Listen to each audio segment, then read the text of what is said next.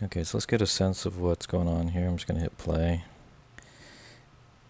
Alright, so really all we're interested in is from 30 to 60 at this point. So, he starts to lift. So if you scrub between 20 and 30 and you see at any point his hands sliding, then you know that the relationship between the hands that have been parented to the ball and the fact that you're causing your arms to hyperextend is not right. So what I would have to do is, at this point, I would have to make sure that his arms were still close enough to the ball that they would not slide off. So that means I would pull it down this far, because just getting any kind of movement in the palm when I pull his body back means that I'm putting too much stress on the IK handles.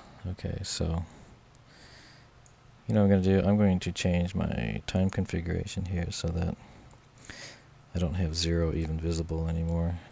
So it'll just be 30. Okay. Alright, so he's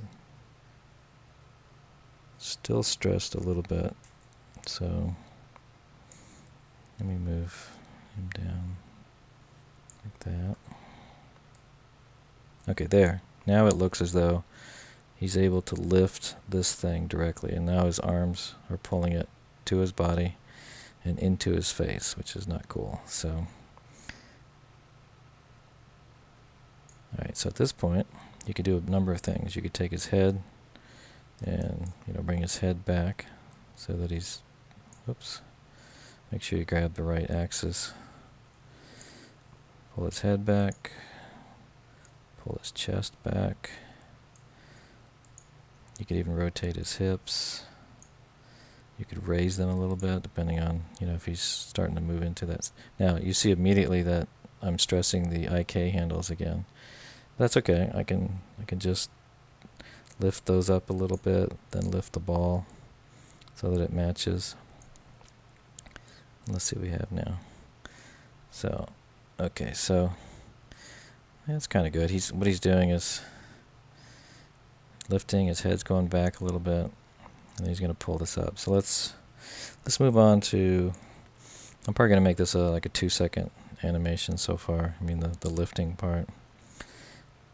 Let's say he lifts it. This would be sort of maybe the maximum lift. Now the other thing that we want to do is make sure that we have the correct center of mass. Like if this was a real heavy object, there's no way he could be lifting it like this. In other words, he'd have to have it over his feet. Like he'd have to create this whole center of mass thing. So I'm gonna pull his chest way back, and then when I bring the ball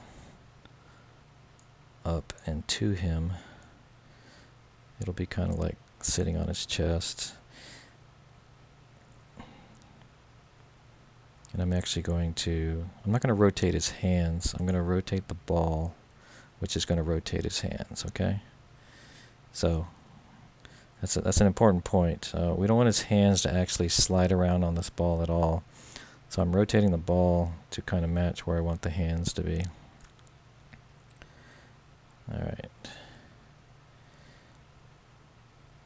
And there's a little bit of sliding going on right in here, which means that I just have to go in and make sure that his torso matches what's going on here.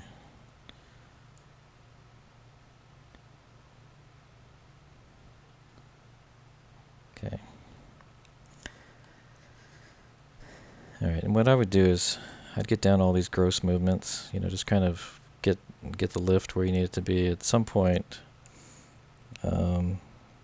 say let's say in the 100 range or so, you might want his legs to end up, locking a little tighter, which means the ball then has to go up to, to match all that.